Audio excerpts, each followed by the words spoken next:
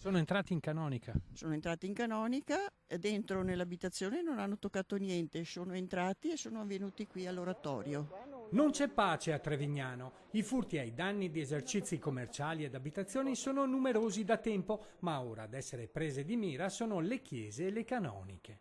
Nell'ultimo anno tutte e 4 le parrocchie presenti nel comune sono state preda di furti che hanno talvolta creato danni consistenti.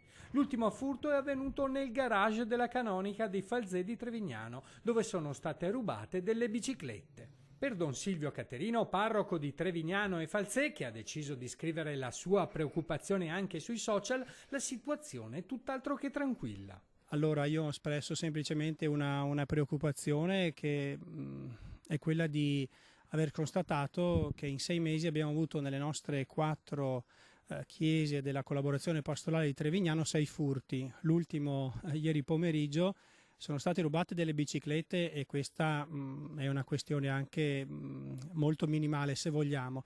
Preoccupa un po' il fatto che ultimamente le canoniche vengono prese di mira e vengono fatti dei danni e in alcuni casi vengono fatti anche dei furti. In meno di un anno, ci ha detto Don Silvio, dopo il furto del cuore della statua della Madonna del Carmine, i ladri hanno rubato e fatto danni in canonica Falzè, rubato 2 volte in canonica Signoressa, a Musano fatto danni alla canonica e rubato nella sacrestia, per finire con i danni alla canonica di Trevignano 20 giorni fa.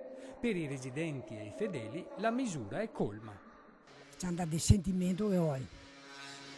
Ecco, perché una volta non si aveva niente, non fatto manco e non avevamo niente.